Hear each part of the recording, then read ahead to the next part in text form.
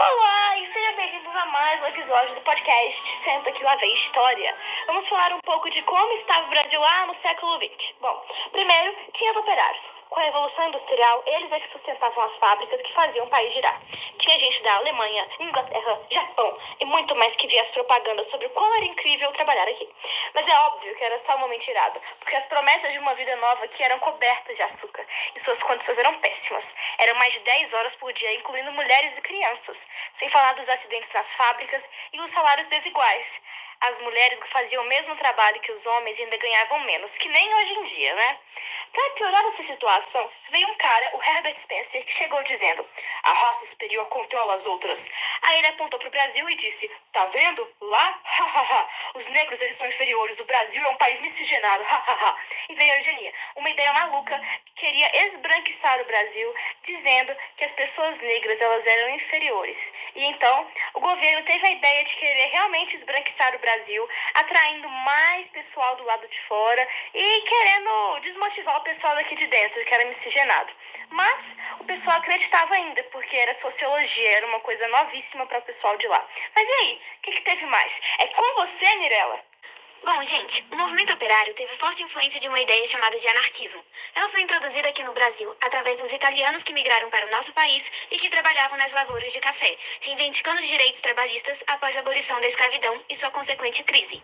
Sendo uma ideia de esquerda, defendia ações extremistas para a dissolução do Estado e da ordem capitalista. Porém, o sindicato era considerado como um espaço reivindicatório, a partir do momento em que ele serviria como instrumento de luta por melhores condições trabalhistas, ao mesmo tempo em que cumpriu o papel autônomo da ordem imposta pelo Estado.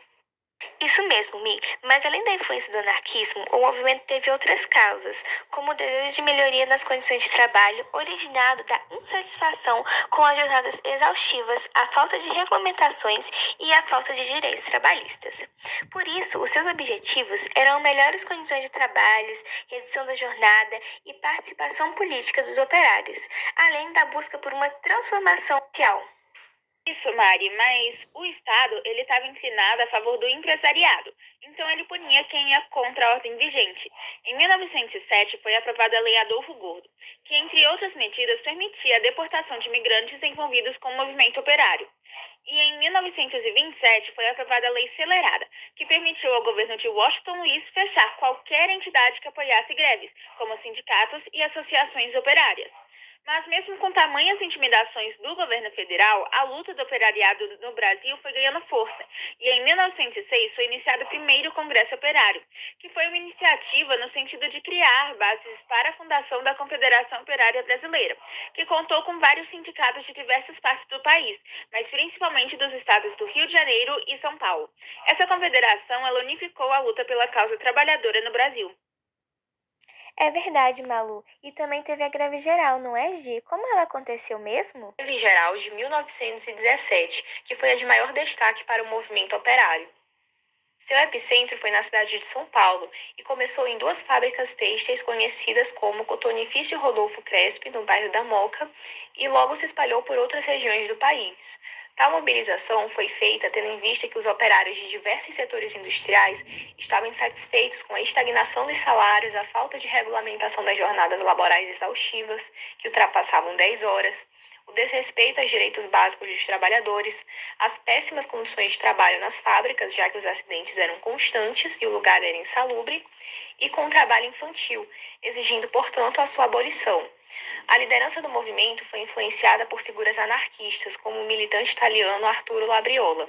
A morte do espanhol anarquista José Martínez em um confronto com a polícia foi o estopim da greve geral, que durou cerca de 30 dias. No entanto, a greve foi reprimida pelo governo de Venceslau Braz, em conjunto com a elite industrial, que enxergou tal situação como uma ameaça à ordem estabelecida e à estabilidade econômica. Assim, a polícia confrontou violentamente os manifestantes. Dessa forma, conclui-se que a greve geral deixou como principal legado avanços na legislação trabalhista, com a criação da Consolidação das Leis do Trabalho, CLT, em 1943, que consolidou os direitos trabalhistas e estabeleceu normas para as relações laborais, além do reconhecimento dos sindicatos e garantia dos direitos de greve, e criação do Partido Comunista em 1922, para garantir a Revolução Operária no Brasil. E é isso, gente. Por hoje é só. Muito obrigada por assistir mais um episódio.